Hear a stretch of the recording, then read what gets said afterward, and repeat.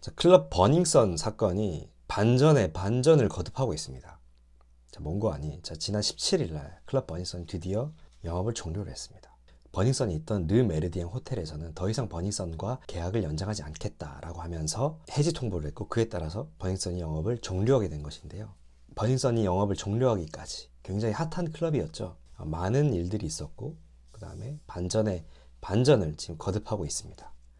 이 사건에 대해서 좀 정리를 해보려고 합니다. 자, 첫 번째, 이 보면 사건을 보면 진짜 영어가 따로 없는데요. 이건 나중에 차차 제가 말씀드리는 걸 들어보시면 알게 될 겁니다. 자, 첫 번째, 김 씨가 신고를 했죠. 작년 11월 클럽 버닝썬에서 끌려간 여성을 보호하려다가 클럽 측 관계자로부터 폭행을 당했다. 그런데 경찰이 오히려 클럽 편을 들면서 자신에게 수갑을 채우고 자신을 입건했다, 이렇게 주장을 했습니다. 그러면서 또 의혹을 제기한 게, 자, 클럽 버닝썬에서는 마약을 투약하면서 여성들을 성폭행하고 있다, 이런 의혹도 제기를 했죠. 자, 여기에 대해서 버닝썬이 뭐라고 했느냐. 김 씨가 클럽에서 성추행을 했기 때문에 이 성추행하는 사람을 제지하기 위해서 데리고 나가서 화가 나서 때린 거다, 이렇게 해명을 했습니다.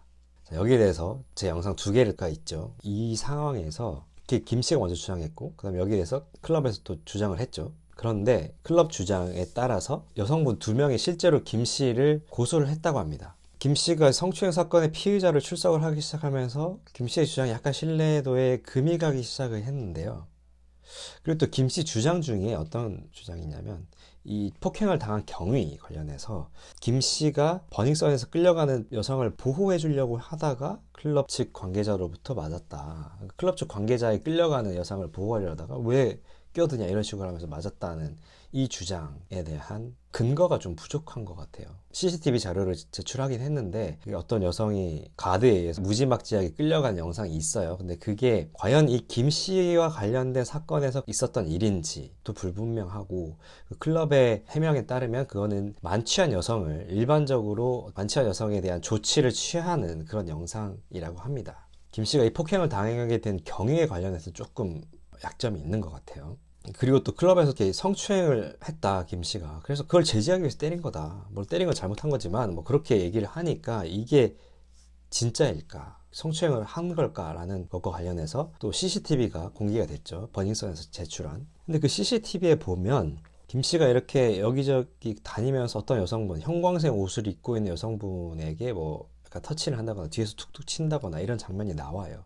근데 그게 과연 성추행에 해당이 될까 여부에 관해서는 조금 더 수사를 해봐야 될 것 같긴 합니다. 조금 애매한 부분이 있긴 해요. 예. 제가 이거 뭐 김 씨를 두둔하는 게 아니라 명백하게 뭐 뒤에서 끌어안았다거나 어떤 신체 부위를 뭐 잡았다거나 뭐 이렇게 만진다거나 이런 것들이 명백하게 잘 나오지는 않는 것 같아요.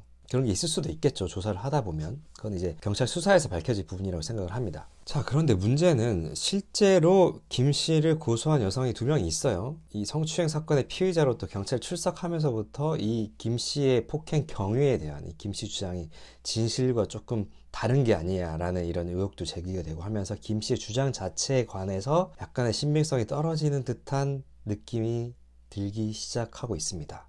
자, 그런데 여기서도 반전이 있어요. 김 씨를 고소한 이 여성분 2명, 이 2명 중에 1명이 클럽 측 관계자가 아니냐라는 의혹이 제기가 됐습니다.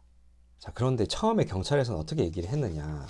강남서에서 초반에 이제 수사를 할 때는 고소한 여성분 2명이 모두 다 클럽 직원이 아니다라고 이렇게 밝혔었습니다. 즉, 고소한 당사자 2명 다 버닝썬 측 사람이 아니라고 이렇게 못을 박은 거죠. 그런데 지금 이제 역삼지구대와 그 버닝썬 간의 유착관계가 지금 의혹이 제기가 되고 있잖아요. 그래서 강남서는 일단 수사에서 배제가 됐습니다. 광역수사대가 지금 직접 버닝썬 사건을 수사를 하고 있는데, 이 지난 13일날 광역수사대에서는 이 2명 중에 1명이 버닝썬 측 사람이다라고 발표를 했어요.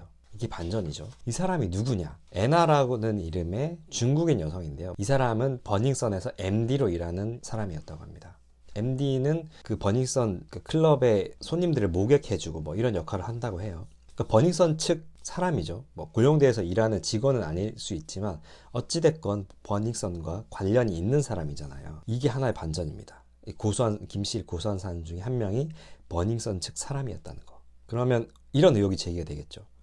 버닝썬이 김 씨의 주장을 막기 위해서, 잠재우기 위해서 자기 사람을 시켜서 고소를 제기한 게 아니냐, 이런 의혹이 분명히 제기가 될 겁니다. 그래서 문제가 되고 있는 거예요. 제가 듣기로는 CCTV에서 김 씨가 이렇게 툭툭 치고 했던 그 형광색 옷을 입은 여성분이 애나다 이런 이야기도 있는데요. 아무튼 이게 실제로 뭐 성추행을 당했는지 안 당했는지 경찰 수사를 해봐야 알겠죠. 그런데 이 사람이 버닝썬 측 사람이었다, 이 부분이 있는 거고, 그렇다고 해서 꼭 성추행이 아니다 뭐 이렇게 볼 수는 없겠죠. 이거는 좀 조사를 해봐야지 알 수 있습니다. 근데 문제가 뭐냐면 이 애나란 사람이 버닝썬에서 마약을 판매했다는 의혹이 있어서 지금 경찰 수사를 받고 있다는 점이에요. 이 버닝썬 측 사람인 것도 모자라서 이 사람이 마약 의혹의 중심에 있는 여성분이었다는 겁니다. 이거 엄청난 사실 반전인데요.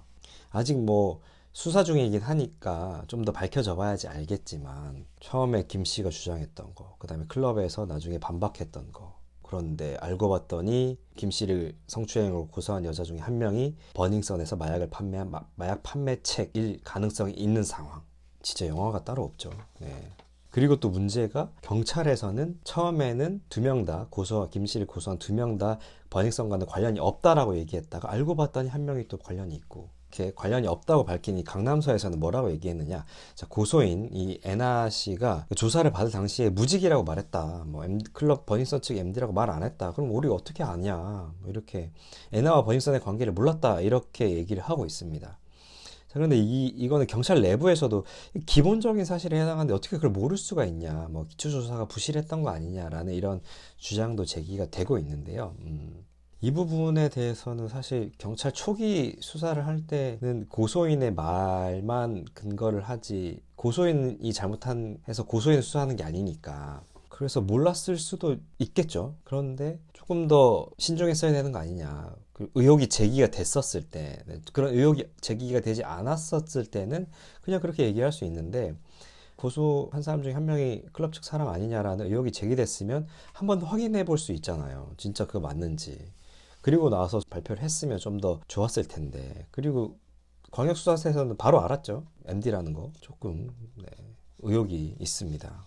그리고 또 이제 광역수사대에서는 이 버닝썬과 경찰의 이 유착관계가 지금 문제가 되고 있잖아요. 그래서 지난 2월 14일 날 버닝썬과 역삼지구대에 압수수색을 시행을 했습니다. 압수수색 시행 시점에 대해서, 압수수색에서는 클럽 회계장부 그리고 클럽 관련 112 신고 모든 전량을 다 확보해서 분석 중이라고 하고요. 신고를 받고 출동했던 경찰관의 신원 확인부터 뭐 클럽 임직원들과 경찰들 간의 통화 내역, 그리고 금융 거래 내역도 다 함께 들여다보고 있다고 합니다. 근데 지금 여기서 제가 또 든 생각이, 14일 날 압수수색을 했다고 하잖아요.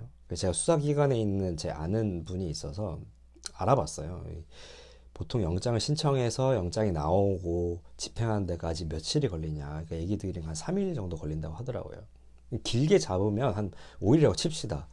그런데 이 버닝썬 사건이 문제가 됐던 거, 이슈가 된 게 저는 1월 말, 뭐 지난달로 기억을 해요. 근데 지금 2월 14일이면 이미 2주나 훨씬 더 지난 시점이죠. 영장을 신청한 게 좀 늦은 건 아닌가. 이 압수수색을 하는 이유가 증거를 인멸할 우려가 있으니까 이걸 증거를 빨리 확보를 하는 거잖아요. 그런데 지금 시간이 한참 지난 뒤에 이 영장을 신청하고, 조금 이 부분이 조금 아쉽긴 합니다. 그런데 뭐 통화 내역이라든지 아니면 뭐 카카오톡 내역 뭐 이런 것들 내역이 다 남아있고 금융거래 내역도 남아있으니까 이런 확보된 자료를 통해서 그런 유착관계를 밝히는데 부족함이 없을 수도 있겠죠. 그런데 만에 하나 은폐된, 그리고 뭐 폐기된 증거 자료가 있을 수도 있는 거잖아요. 그 기간 안에, 긴 기간 안에. 좀 빨리 조치를 취했으면 또 좋지 않나라는 게 좀 아쉬움이 남긴 합니다.